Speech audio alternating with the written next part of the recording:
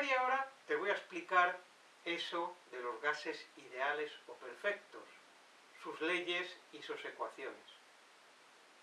Suena un poco feo, ¿verdad? Pero es bastante divertido, lo vas a comprobar. No tengas la menor duda. Entonces, tienes que verlo con esa condición, de tomártelo como algo divertido. Acompáñame, te vas a enterar de ese tinglado.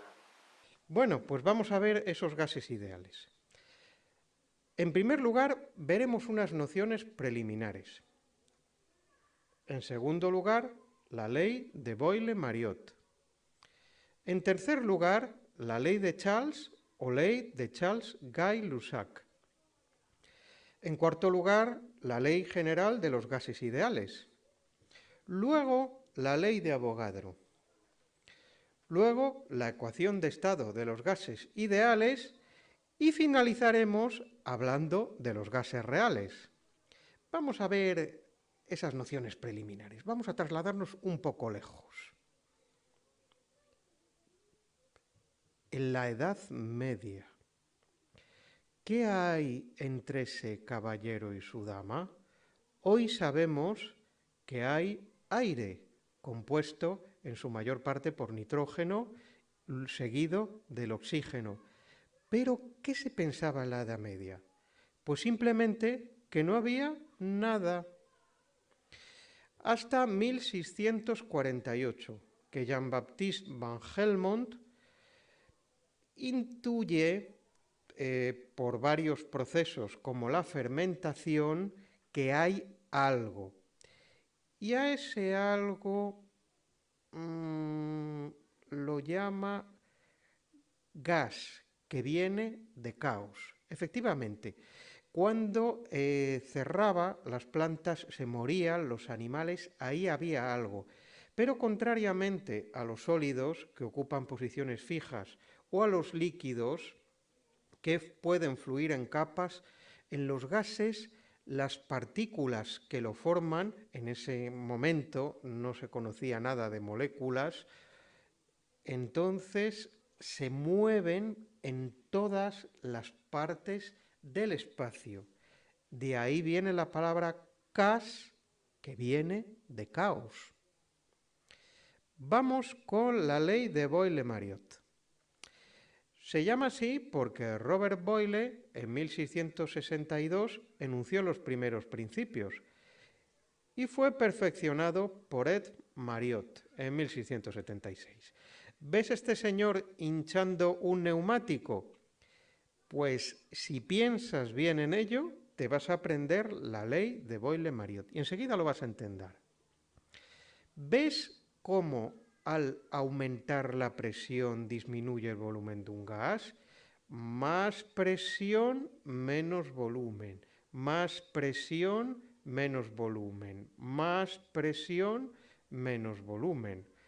Cada vez que aprietas una bolsa se comprime. Más presión, menos volumen.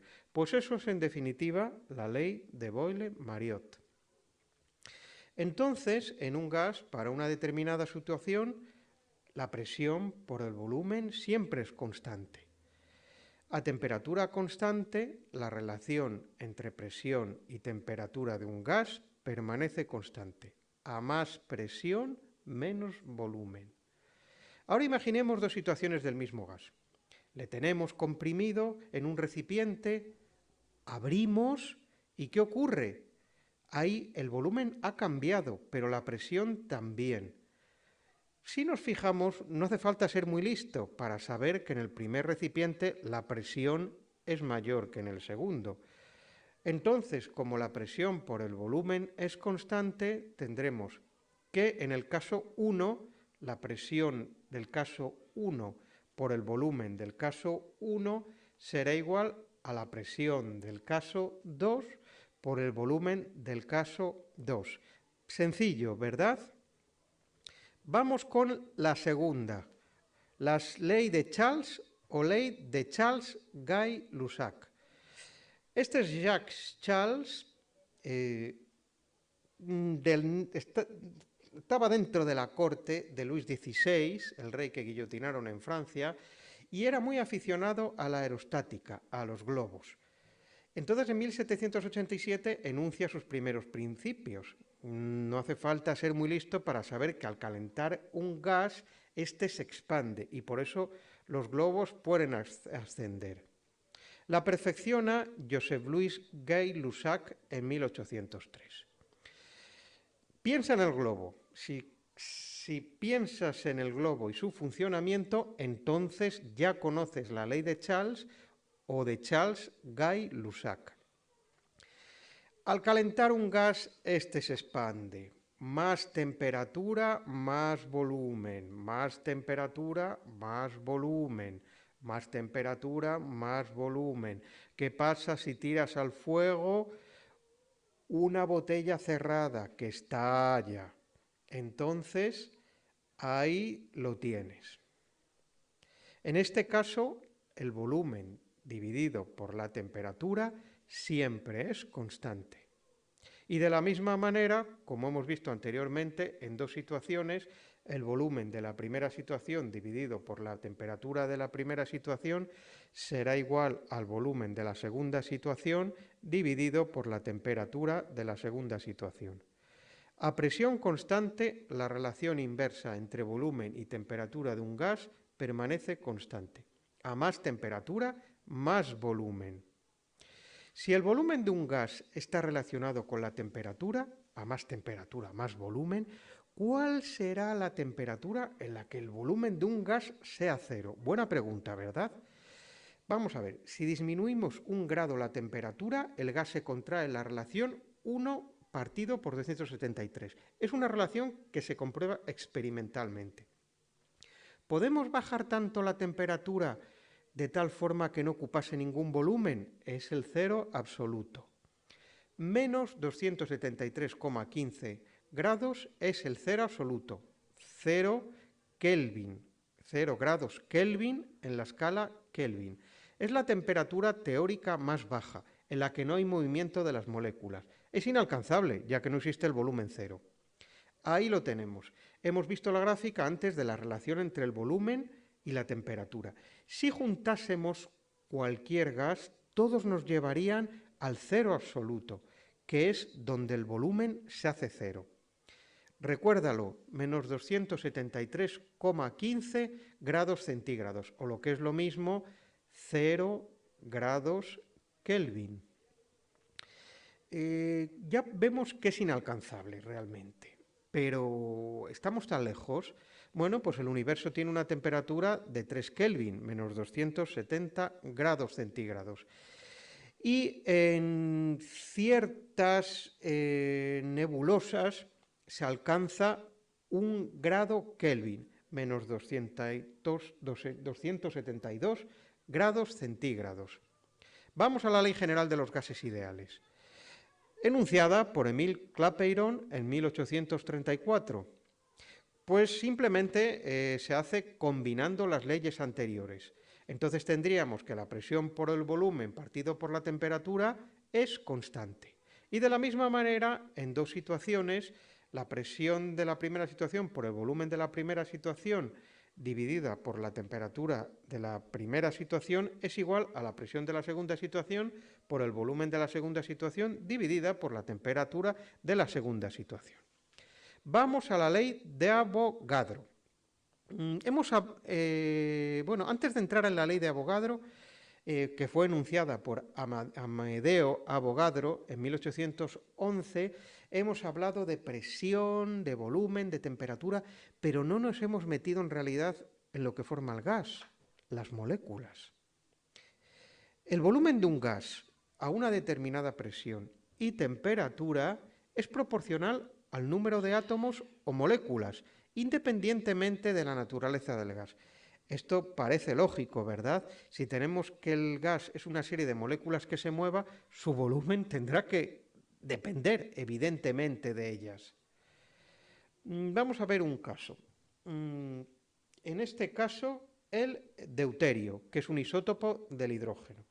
Tenemos un protón y un neutrón en el núcleo, y alrededor de él girando un electrón. esto es un dibujo idealizado, porque es verdad que el electrón tiene una masa insignificante, pero el núcleo no es tan grande, es algo así como una mosca en una catedral. Bueno, pues ¿cuál será el peso en este caso, de este átomo? Pues evidentemente el del núcleo. Por un lado, el protón da una unidad de masa atómica y por otro lado, el neutrón da otra unidad de masa atómica. Sería, por tanto, 2 unidades de masa atómica, 2 UMA. Y bueno, para hallar la unidad de masa atómica, pues se toma el carbono 12. El carbono 12 tiene en el núcleo 6 neutrones, 6 protones y entonces tiene de unidad de masa atómica 12. El peso del carbono 12 dividido por 12 es la unidad de masa atómica. Y eso es lo que da el peso a cualquier materia, ya que en realidad el peso de los electrones es insignificante. Como el mol es el peso molecular expresado en gramos, para hallar los moles de una sustancia utilizamos la siguiente fórmula. El número de moles de una sustancia es igual a la masa dividido por la masa molecular. El número de Avogadro nos dice exactamente qué contiene un mol. Un mol contiene 6,023 por 10 a la 23 átomos o moléculas. Para un gas ideal, un mol de gas ideal ocupa un volumen de 22,4 litros a 0 grados de temperatura y una atmósfera de presión. Vamos a ver la ecuación de estado de los gases ideales. Combinando la ley general de los gases ideales y la ley de Avogadro, tenemos que la presión por el volumen es igual al número de moles por R, ahora hablaremos de ella, por T. ¿Cómo la deducimos? Pues como sabemos que la presión por el volumen partido por la temperatura va a estar en relación del número de moléculas, tendremos que P por V partido por T es igual al número de moles por R. ¿Y qué es R? Pues R es lo que nos relaciona los moles con la presión, el volumen y la temperatura. La constante universal de los gases ideales, R, es una constante física que relaciona entre sí termodinámicamente la energía, la temperatura y la cantidad de materia. R es igual a 0,082 atmósferas litro partido por Kelvin mol. Los gases reales. Estamos acabando realmente. Hemos hablado de los gases ideales, hemos considerado, quedan puntos que se expandían, pero la realidad no es así. Johannes Diederik van der Waals en 1873 nos pone los pies en la tierra. Realmente habíamos visto las gráficas de antes de presión y volumen, ¿verdad? Que hacía una curva, pues en realidad no hace así. En realidad los gases no hacen así. A la izquierda vemos cómo sería el comportamiento de un gas ideal según las leyes y a la derecha los gases reales. ¿Es falso todo lo que hemos dicho? Ni mucho menos. Como podemos ver, en la mayor parte de la curva funcionan todas las ecuaciones que hemos aplicado. ¿Por qué ocurre esto? Pues por una sencilla razón, porque en realidad los gases están formados por moléculas, no están formados por puntos. Y por otro lado, entre esas moléculas hay repulsiones y atracciones. Entonces los gases, en cierto punto, se comportan como los gases ideales, pero hay tramos en que no. ¿Cuál es de los pocos? El helio, el de los globitos de los niños. Al ser unas moléculas muy pequeñas, entonces sí se comporta como un gas ideal. ¿Te ha quedado ya claro lo que son eso de los gases ideales o perfectos? Si no te ha quedado claro, vuelve a ver el vídeo todas las veces que sea necesario. Yo te voy a dar una página web donde puedes consultar una gran cantidad de sitios web donde te lo explican de forma fenomenal. Tómate esto como algo divertido. Nos vemos.